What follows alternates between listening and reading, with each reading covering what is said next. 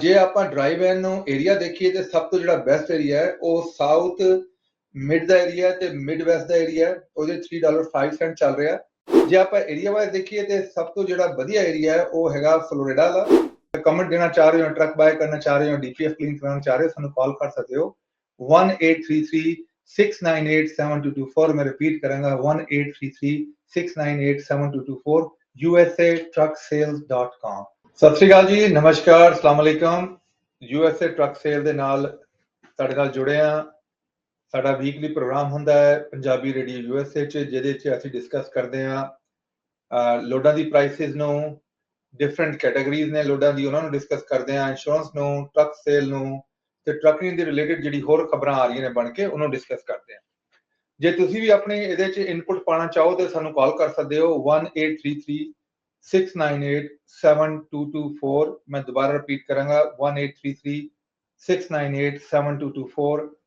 ਅਸੀਂ ਚਾਹੁੰਦੇ ਹਾਂ ਜੀ ਜਿਹੜੇ ਇਸ ਟਰੱਕਿੰਗ ਦੇ ਇੰਡਸਟਰੀ 'ਚ ਜਿਹੜੇ ਪੁਰਾਣੇ ਪਲੇਅਰ ਹੈਗੇ, ਜਿਨ੍ਹਾਂ ਨੇ ਟਰੱਕਿੰਗ ਸ਼ੁਰੂ ਤੋਂ ਵਧੀਆ ਤਰੀਕੇ ਨਾਲ ਕੀਤੀ, ਸ਼ਾਰਟਕਟ ਨਹੀਂ ਮਾਰੇ, ਉਹ ਸਾਡੇ ਨਾਲ ਜੁੜਨ। ਅਸੀਂ ਚਾਹੁੰਦੇ ਹਾਂ ਕਿ ਉਹਨਾਂ ਦਾ ਇੰਟਰਵਿਊ ਲੈ ਕੇ ਤੁਹਾਡੇ ਕੋਲ ਆਈਏ।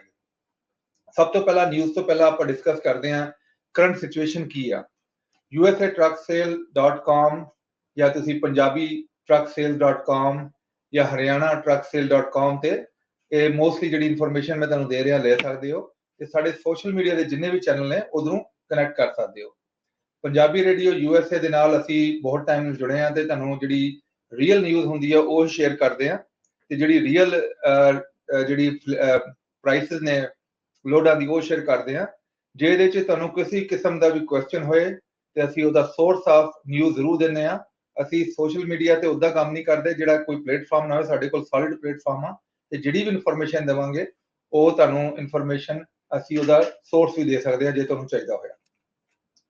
ਸਭ ਤੋਂ ਪਹਿਲਾਂ ਜੀ ਅਸੀਂ ਡਰਾਈ ਲੋਡ ਦੀ ਗੱਲ ਕਰਦੇ ਹਾਂ ਕਿ ਡਰਾਈ ਜਿਹੜਾ ਲੋਡ ਆ ਉਹ ਸਭ ਤੋਂ ਜ਼ਿਆਦਾ ਇਸ ਵੇਲੇ ਵੋਲਾਟਾਈਲ ਆ। ਵੋਲਾਟਾਈਲ ਦਾ ਮਕਸਦ ਹੈ ਕਿ ਕਾਫੀ ਉੱਤੇ ਥੱਲੇ ਜਾ ਰਿਹਾ ਹੈ।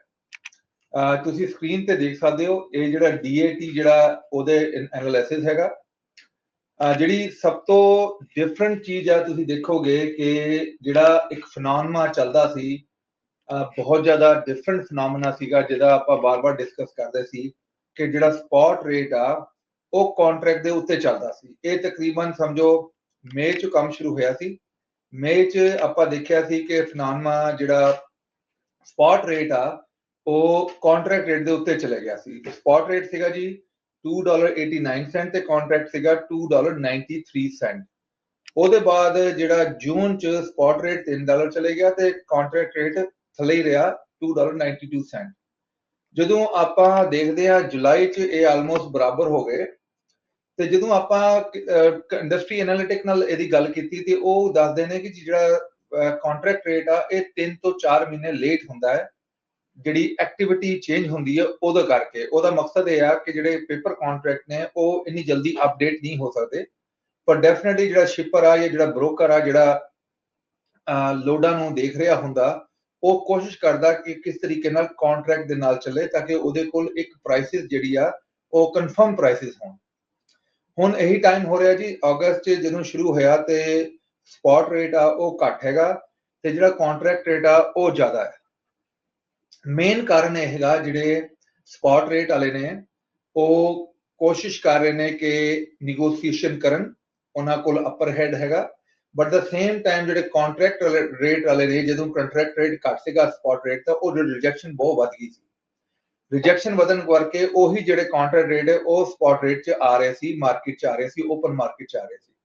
ਹੁਣ ਉਹ ਫਿਨੋਮਨਾ ਥੋੜਾ ਜਿਹਾ ਕੰਟਰੋਲ ਹੋ ਰਿਹਾ ਹੈ ਤੇ ਕੰਟਰੈਕਟ ਰੇਟ ਵੱਧ ਰਹੇ ਨੇ ਤੇ ਸਪੌਟ ਰੇਟ ਜਿਹੜਾ ਹੈ ਉਹ ਥੋੜਾ ਜਿਹਾ ਡਾਊਨ ਆ ਰਿਹਾ ਹੈ। ਇਸ ਵੇਲੇ ਜੀ ਅਗਸਤ 'ਚ ਜਦੋਂ ਆਪਾਂ ਗੱਲ ਕਰੀਏ, ਸ਼ੁਰੂ ਅਗਸਤ ਦਾ ਚੱਲਦਾ 11-12 ਤਰੀਕ ਆ, ਤੇ ਇਹਦੇ 'ਚ ਜਿਹੜਾ ਸਪੌਟ ਰੇਟ ਹੈ $2.93 ਡਰਾਈ ਵੈਨ ਦਾ ਤੇ ਕੰਟਰੈਕਟ ਰੇਟ ਹੈਗਾ $3.08 ਦਾ। ਯੂਜੂਅਲੀ ਜਿਹੜਾ 20 ਤੋਂ 25 ਸੈਂਟ ਦਾ ਅਸੀਂ ਦੇਖਦੇ ਸੀ ਜਿਹੜਾ ਡਿਫਰੈਂਸ ਹੁੰਦਾ ਸੀ ਹਮੇਸ਼ਾ। ਕਈ ਵਾਰੀ ਇਹ 30-35 ਸੈਂਟ ਦਾ ਵੀ ਬਣ ਜਾਂਦਾ, ਪਰ ਜਿਹੜਾ ਲੇਟਲੀ ਜਿਹੜਾ ਡਿਫਰੈਂਸ ਆ ਉਹ 20-25 ਸੈਂਟ ਚੱਲਦਾ। ਤੇ ਅੱਜ ਜਿਹੜਾ ਉਹ ਦੇਖਿਆ ਜਾ ਰਿਹਾ ਕਿ ਕੰਟਰੈਕਟ ਰੇਟ ਹੁਣ ਹੋਰ ਉੱਤੇ ਜਾਏਗਾ। ਉਹਦੇ ਵਾਸਤੇ ਕੰਟਰੈਕਟ ਰੇਟ ਵਾਲੇ ਵਾਸਤੇ ਜਿਹੜੇ ਸ਼ਿਪਰ ਨੇ ਜਾਂ ਜਿਹੜੇ ਬ੍ਰੋਕਰ ਹੈ ਉਹ ਕੀ ਕਰ ਰਹੇ ਨੇ, ਉਹ ਕਹਿੰਦੇ ਨੇ ਜੀ ਤੁਸੀਂ ਸਾਡੇ ਨਾਲ ਕੰਟਰੈਕਟ ਕਰੋ ਤੇ ਜਿਹੜਾ ਡੀਜ਼ਲ ਸਰਚਾਰਜ ਉਹ ਐਕਸਟਰਾ ਅਸੀਂ ਪੇ ਕਰਾਂਗੇ। ਜੇ ਆਪਾਂ ਡਰਾਈਵ ਐਨ ਨੂੰ ਏਰੀਆ ਦੇਖੀਏ ਤੇ ਸਭ ਤੋਂ ਜਿਹੜਾ ਬੈਸਟ ਏਰੀਆ ਹੈ ਉਹ ਸਾਊਥ ਮਿਡ ਦਾ ਏਰੀਆ ਤੇ ਮਿਡ ਵੈਸਟ ਦਾ ਏਰੀਆ, ਉਹਦੇ $3.05 ਚੱਲ ਰਿਹਾ। ਤੇ ਜੇ ਦੇਖਿਆ ਜਾਏ ਤੇ ਜਿਹੜਾ ਵੈਸਟਰਨ ਏਰੀਆ ਹੈ ਤੇ ਨਾਲ ਜਿਹੜਾ ਸਾਊਥ ਈਸਟ ਦਾ ਏਰੀਆ ਉਹ ਵੀ ਬਹੁਤ ਸਟਰੋਂਗ ਜਾ ਰਿਹਾ, $2.99 ਜਾ ਰਿਹਾ। ਜਿਸ ਤਰ੍ਹਾਂ ਆਪਾਂ ਡਿਸਕਸ ਕਰਦੇ ਹਾਂ ਕਿ ਇਹ ਜਿਹੜੇ ਪੋਸਟਿਵ ਰੇਟ ਨੇ, ਇਹਦੇ ਬਾਅਦ ਨੈਗੋਸੀਏਸ਼ਨ ਜਿਹੜੀ ਆ ਤੇ ਫਿਊਲ ਦੀ ਜਿਹੜੀ ਡਿਸਕਸ਼ਨ ਆ ਉਹ ਥੋੜੀ ਜਿਹੀ ਹੋ ਸਕਦੀ ਹੈ, 15 ਤੋਂ 20% ਤੁਸੀਂ ਇਹਨੂੰ ਵਧਾ ਸਕਦੇ ਹੋ। ਜੇ ਆਪਾਂ ਹੁਣ ਰੀਫਰ ਵੱਲ ਚਲੀਏ ਤੇ ਰੀਫਰ ਵੱਲ ਡੈਫੀਨਿਟਲੀ ਚੀਜ਼ਾਂ ਜਿਹੜੀਆਂ ਨੇ ਉਹ ਹੋਰ ਵੀ ਬੈਟਰ ਨੇ, ਕਿਉਂਕਿ ਤੁਹਾਨੂੰ ਪਤਾ ਹੈ ਕਿ ਰੀਫਰ ਜਿਹੜਾ ਹੈ ਬਹੁਤ ਸਟਰੋਂਗ ਚੱਲ ਰਿਹਾ ਹੈ ਤੇ ਰੀਫਰ ਤੋਂ ਜ਼ਿਆਦਾ ਜਿਹੜਾ ਫਲੈਟ ਬੈਡ ਸਟਰੋਂਗ ਚੱਲ ਰਿਹਾ। ਪਰ ਜੇ ਰੀਫਰ ਵੱਲ ਅਸੀਂ ਦੇਖੀਏ ਰੇਟਾਂ ਨੂੰ, ਇਸ ਵੇਲੇ ਤੁਸੀਂ ਦੇਖ ਸਕਦੇ ਹੋ ਆਪਣੀ ਸਕਰੀਨ 'ਚ ਕਿ ਸੇਮ ਸਿਚੁਏਸ਼ਨ ਜਿਹੜੀ ਆ ਸਪੌਟ ਰੇਟ ਦੀ ਉਹ ਘੱਟ ਹੋ ਗਈ ਆ। ਪਿਛਲੇ ਮਹੀਨੇ ਜਿਹੜਾ $3.41 ਸੀਗਾ ਤੇ ਕੰਟਰੈਕਟ ਰੇਟ ਜਿਹੜਾ $3.29 ਸੀਗਾ, ਉਹ ਇਸ ਮਹੀਨੇ $3.34 ਸਪੌਟ ਰੇਟ ਆ, ਪਰ ਕੰਟਰੈਕਟ ਜਿਹੜਾ $3.38 ਹੋ ਗਿਆ। ਯਾਨੀ ਰੀਫਰ ਵਿੱਚ ਜਿਹੜਾ ਕੰਟਰੈਕਟ ਰੇਟ ਹੈ ਉਹ ਉੱਤੇ ਜਾ ਰਿਹਾ, ਜਾਣਾ ਸ਼ੁਰੂ ਹੋ ਗਿਆ ਪਰ ਉੱਤੇ ਜਾ ਰਿਹਾ। ਜੇ ਰੀਫਰ 'ਚ ਆਪਾਂ ਬੈਸਟ ਏਰੀਆ ਦੇਖੀਏ ਤੇ ਡੈਫੀਨਿਟਲੀ ਇਸ ਵਾਰੀ ਜਿਹੜਾ ਬਹੁਤ ਸਟਰੋਂਗ ਏਰੀਆ ਜਾ ਰਿਹਾ ਉਹ ਮਿਡ ਵੈਸਟ ਦਾ ਜਾ ਰਿਹਾ $3.65 ਤੇ ਨਾਲ ਹੀ ਜਿਹੜਾ ਨੰਬਰ 2 ਤੇ ਜਾ ਰਿਹਾ ਉਹ ਵੈਸਟਰਨ ਏਰੀਆ ਜਾ ਰਿਹਾ ਜਿਹੜਾ $3.45 ਹੈਗਾ। ਰੀਫਰ ਦਾ ਜਿਹੜਾ ਲੋਡ ਆ ਉਹ ਬਿਹਤਰ ਹੋਣ ਦੀ ਇੱਕ ਰੀਜ਼ਨ ਇਹ ਵੀ ਹੈਗੀ ਕਿ ਜਿਹੜਾ ਡਰਾਈ ਦਾ ਲੋਡ ਆ ਉਹ ਬਹੁਤ ਜ਼ਿਆਦਾ ਟ੍ਰੇਨ ਤੇ ਵੀ ਸ਼ਿਫਟ ਹੋ ਰਿਹਾ। ਉਹ ਆਪਾਂ ਜਦੋਂ ਨਿਊਜ਼ ਨੂੰ ਡਿਸਕਸ ਕਰਾਂਗੇ ਤੇ ਉਹਦੇ ਨੰਬਰਾਂ ਨੂੰ ਆਪਾਂ ਡਿਸਕਸ ਕਰਾਂਗੇ ਕਿ ਭਾਈ ਜਿਹੜਾ ਇਸ ਵੇਲੇ ਡਰਾਈ ਦਾ ਲੋਡ ਆ ਉਹ ਕਿਉਂ ਟ੍ਰੇਨ ਤੇ ਜ਼ਿਆਦਾ ਜਾ ਰਿਹਾ ਹੈ, ਉਹਦੀ ਕੀ ਰੀਜ਼ਨ ਹੋ ਸਕਦੀ ਹੈ। ਜੇ ਆਪਾਂ ਹੁਣ ਚਲੀਏ ਜੀ ਫਲੈਟ ਬੈਡ ਵਾਲੇ, ਫਲੈਟ ਬੈਡ ਦੀ ਇਨਫੋਰਮੇਸ਼ਨ ਤੁਸੀਂ ਆਪਣੀ ਸਕਰੀਨ ਤੇ ਦੇਖ ਸਕਦੇ ਹੋ। ਫਲੈਟ ਬੈਡ ਜਿਹੜਾ ਬਹੁਤ ਸਟਰੋਂਗ ਜਾ ਰਿਹਾ ਇਸ ਵੇਲੇ ਵੀ।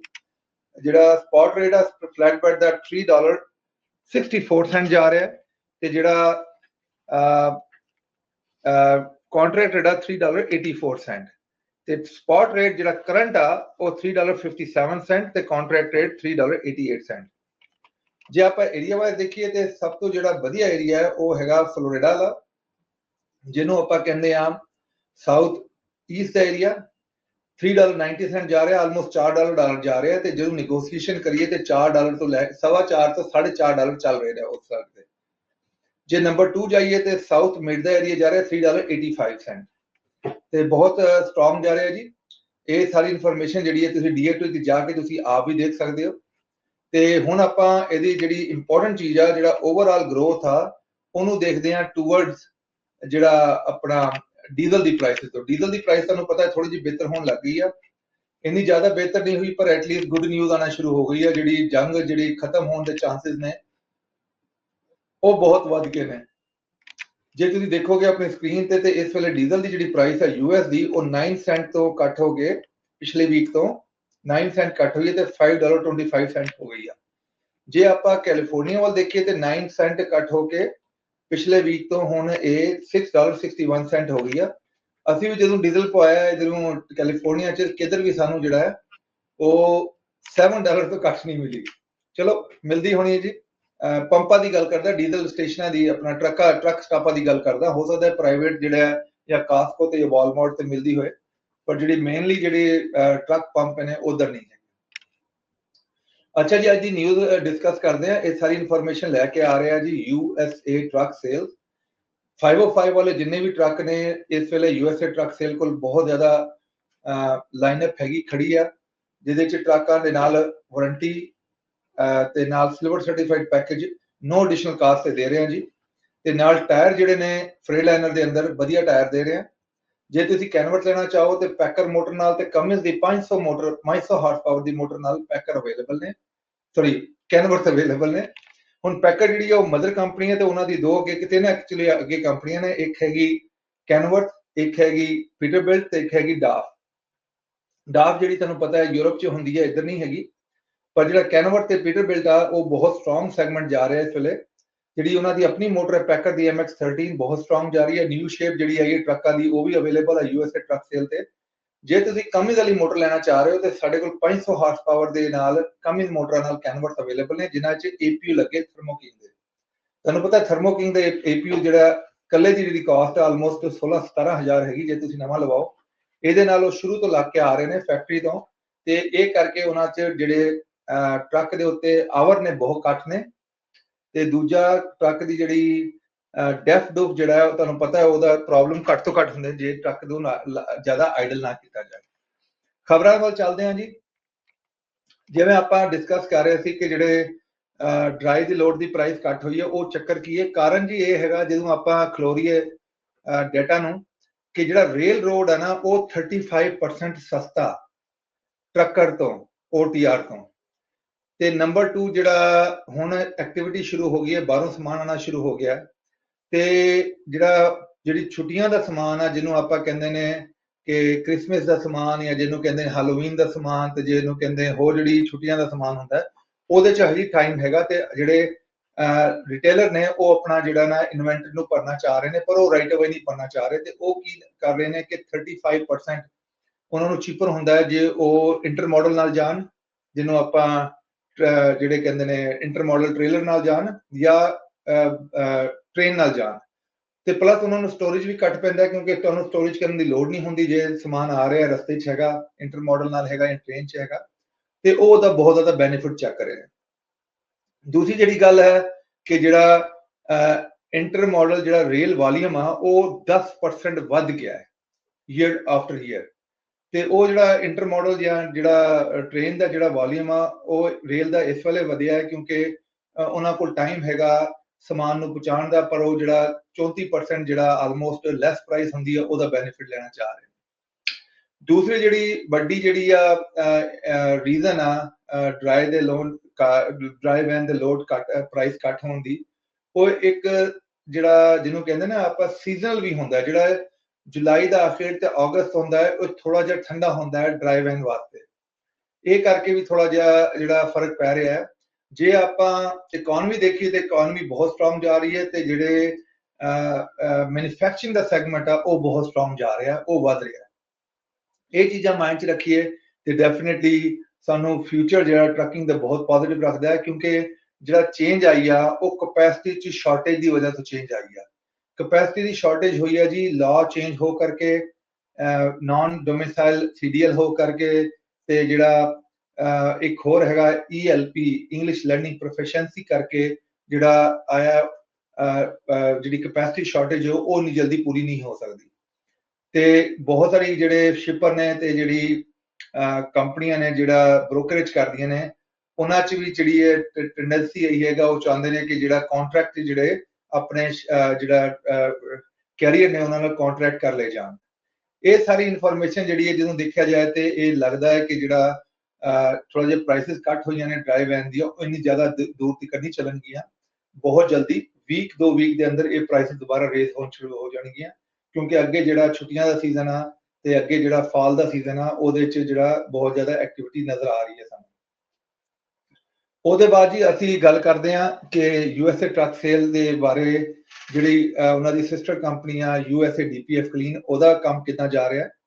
ਜਿਹੜੇ ਕਸਟਮਰ ਸਾਡੇ ਤੋਂ ਸਾਲ ਤੋਂ ਪਹਿਲਾਂ ਕਰਾ ਕੇ ਗਏ ਸੀ DPF ਕਲੀਨ ਸਾਡੀ ਡਿਫਰੈਂਟ ਲੋਕੇਸ਼ਨਾਂ ਤੇ, ਜਿਹਦੇ 'ਚ ਸਾਡੇ ਕੋਲ ਪੈਨਸਿਲਵੇਨੀਆ ਲੋਕੇਸ਼ਨ ਹੈ, ਇੰਡੀਅਨਾਪੋਲਿਸ ਲੋਕੇਸ਼ਨ ਆ, ਸਾਡੇ ਕੋਲ ਕੈਲੀਫੋਰਨੀਆ ਲੋਕੇਸ਼ਨ ਆ, ਸਾਡੇ ਕੋਲ ਥਰੂ ਆਊਟ ਕੈਲੀਫੋਰਨੀਆ ਵਾਲੀਆਂ ਲੋਕੇਸ਼ਨ ਆ, ਫੰਟੈਨਾ ਤੋਂ ਲੈ ਕੇ ਲੌਂਗ ਬੀਚ ਤੋਂ ਲੈ ਕੇ ਬੇਕਰਫੀਲਡ ਤੋਂ ਲੈ ਕੇ ਸੈਕਰਾਮੈਂਟੋ ਤੋਂ ਲੈ ਕੇ ਓਕਲੈਂਡ ਤੋਂ, ਜਿਹੜੀ ਵੀ ਸਾਡੀ ਲੋਕੇਸ਼ਨ ਨੇ ਉਹਦੇ 'ਚ ਡੈਫੀਨਿਟਲੀ ਕੰਮ ਬਹੁਤ ਅੱਛਾ ਜਾ ਰਿਹਾ ਤੇ ਸਾਡੇ ਕੋਲ ਰਿਪੀਟ ਕਸਟਮਰ ਆ ਰਹੇ ਨੇ।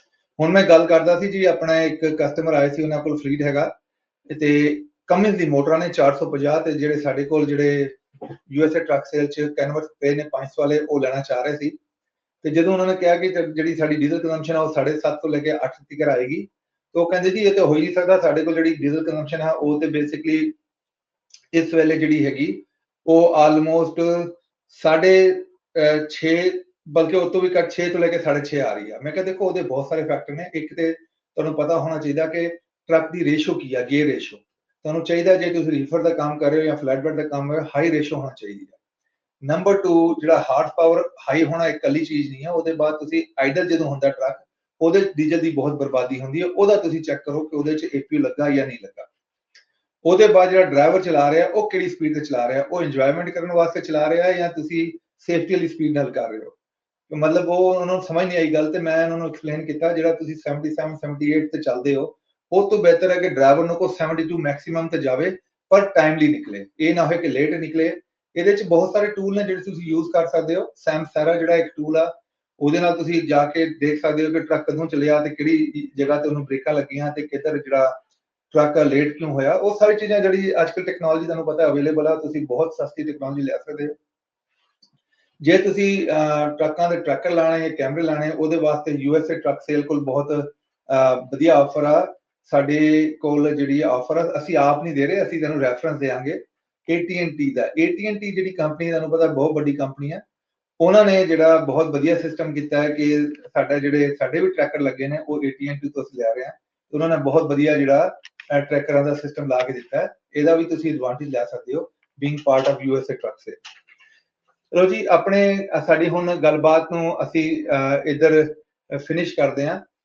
ਇਹਦੇ 'ਚ ਜੇ ਤੁਸੀਂ ਟਰੱਕਾਂ ਦੀ ਫਾਈਨਾਂਸ ਕਰਨਾ ਚਾਹ ਰਹੇ ਹੋ, ਤੁਸੀਂ ਟਰੱਕ ਲੈਣਾ ਚਾਹ ਰਹੇ ਹੋ USA ਟਰੱਕ ਸੇਲ ਤੋਂ, ਤੁਸੀਂ ਅੱਜਕੱਲ ਐਡਵਾਂਟੇਜ ਲੈ ਸਕਦੇ ਹੋ। ਆਨਲਾਈਨ ਜਿਹੜੀ ਸਾਡੀ ਪ੍ਰੈਜ਼ੈਂਸ ਹੈ, ਆਨਲਾਈਨ ਪ੍ਰੈਜ਼ੈਂਸ 'ਚ ਅਸੀਂ ਜਿੰਨੇ ਵੀ ਸਾਡੀ ਵੈਬਸਾਈਟ ਤੇ ਟਰੱਕ ਪਏ ਨੇ, ਉਹਨਾਂ ਦੀ ਵੀਡੀਓ ਪਈਆਂ ਨੇ, ਉਹਦੀ ਵਾਰੰਟੀ ਪਈ ਹੈ, ਉਹਨਾਂ ਦੇ ਆਵਰ ਪਏ ਨੇ, ਉਹ ਤੁਸੀਂ ਸਾਡੀ ਇਨਫੋਰਮੇਸ਼ਨ ਲੈ ਸਕਦੇ ਹੋ। ਜੇ ਤੁਹਾਨੂੰ ਕੋਈ ਟਰੱਕ ਠੀਕ ਲੱਗਦਾ ਹੈ, ਤੁਸੀਂ ਆਨਲਾਈਨ ਹੀ ਐਪਲੀਕੇਸ਼ਨ ਕਰ ਸਕਦੇ ਹੋ ਫੋਨ ਕਰਕੇ। ਜਦੋਂ ਅਪਰੂਵਲ ਆ ਜਾਂਦੀ ਹੈ, ਜੇ ਤੁਸੀਂ ਸਹਿਮਤ ਹੋ ਡਾਊਨ ਪੇਮੈਂਟ ਨਾਲ, ਮੰਥਲੀ ਪੇਮੈਂਟ ਨਾਲ, ਤੁਸੀਂ ਡਾਊਨ ਪੇਮੈਂਟ ਭਿਜਵਾ ਕੇ ਜੇ ਟਰੱਕ ਅਵੇਲੇਬਲ ਆ ਤੇ ਆਪਣੇ ਟਰੱਕ ਨੂੰ ਬੁੱਕ ਕਰਾ ਸਕਦੇ ਹੋ।